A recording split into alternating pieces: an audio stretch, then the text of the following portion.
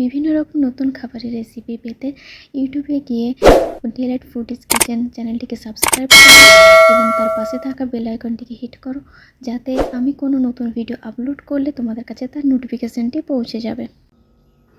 Hello friend, আবারও আমি চলে এসেছি একটা নতুন রেসিপি নিয়ে। রেসিপিটা হচ্ছে শুক্তো। তো বাড়িতে তোমরা কিভাবে ঠাকুর বাড়ির ভোগের মতো শুক্তো বানাবে, তো চলো তোমাদের সেটা আমি দেখাই। শুক্তো কম বেশি সবাই খুব পছন্দ করে। তো চলো বেশি কথা না বলে তোমাদের রেসিপিটা বানানো দেখাই। তো প্রথমে আমি সবজিগুলো কেটে নেব এবং আমি লম্বা লম্বা শেপ দিয়ে সবজিগুলো কেটে নেব। তোমরা তোমাদের পছন্দ মতো শেপে সবজিগুলো কেটে নিতে পারো। তো একে একে আমি সব সবজিগুলো এইভাবে লম্বা লম্বা আকারে কেটে নেব। দেখো ফ্রেন্ড, আমার সবজিগুলো কাটা হয়ে গেছে। এগুলোকে আমি ধুয়ে লবণ মাখিয়ে রেখে দেবো। তো সবজিগুলো আমি কেটে লবণ মাখিয়ে রেখে দিয়েছি। তো এবার চলো তোমাদের দেখাই আমার রান্না করার জন্য কোন কোন মশলাগুলো লাগছে, কোন কোন মশলাগুলো আমি নিয়েছি রান্না করার জন্য। কড়াইটা আমি প্রথমে তাতিয়ে রেখেছিলাম এবং পুরো রান্নাটা আমি সর্ষের তেল দিয়ে করবো, তাই সর্ষের তেলটাও আমি গরম করে নিয়েছি। এবার চলো প্রথমে আলু আর গাজরটা দিয়ে দেবো আমি ফ্রাই করার জন্য। দেখো আলু আর গাজরটা আমার ফ্রাই হয়ে গেছে, আমি এটা তুলে নেব প্লেটে এবং তারপরে দিয়ে দেবো বেগুনটাও এভাবে ফ্রাই করে নেব। এক একে এইভাবে সব সবজিগুলো ফ্রাই করে নিয়ে চলো তো ফিরে আসছি। তারপর আমি সব সবজিগুলো ফ্রাই করে প্লেটে তুলে রেখেছি। সব সবজিগুলো ফ্রাই করার পরেও তেলটা বেঁচে গিয়েছিলো, তো ওই তেলেই আমি এক এক করে সব মশলাগুলো দিয়ে দেবো।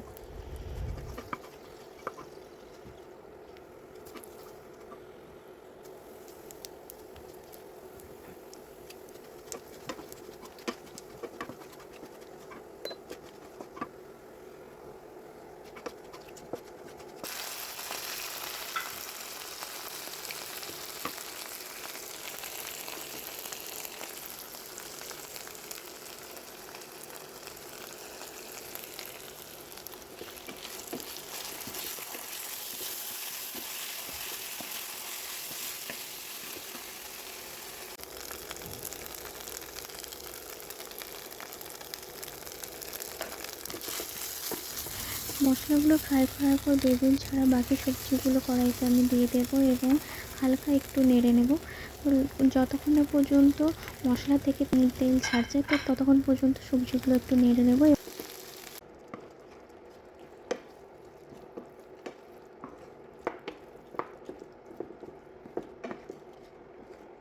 তারপর পরিমাণ মতো আমি লবণ দিয়ে দিলাম এবং অল্প জল দিয়ে কড়াইতে আমি ঢাকনা দিয়ে দেবো কিছুক্ষণের জন্য।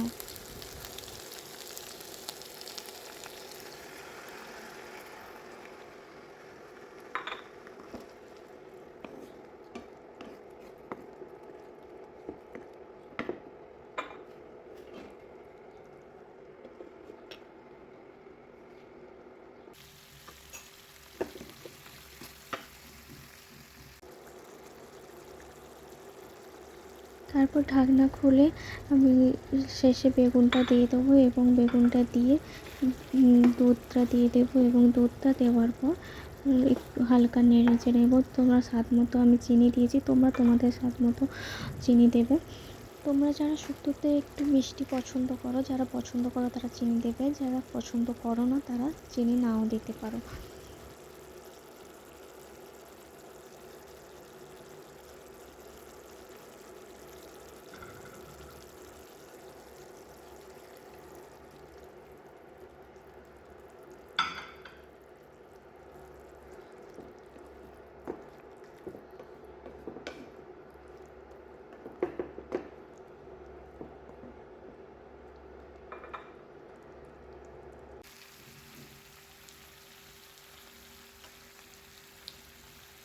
শেষে আমি একটা স্পেশাল মশলা রান্নাতে ব্যবহার করেছি, যেটা আমার বানানো স্পেশাল মশলা। তোমরা যদি কেউ জানতে চাও মশলাটা কীভাবে আমি বানিয়েছি, তো কমেন্ট বক্সে কমেন্ট করে জানিও। অন্য কোনো ভিডিওতে আমি মশলাটা আরেকবার তোমাদের বানিয়ে দেখাবো। তো যেই মশলাটির জন্য ঠাকুরবাড়ির ভোগের মতো শুক্তোটি খেতে লাগবে বা সুগন্ধ দেবে, তো সেই মশলাটা আমি ব্যবহার করেছি বাড়িতে বানিয়ে।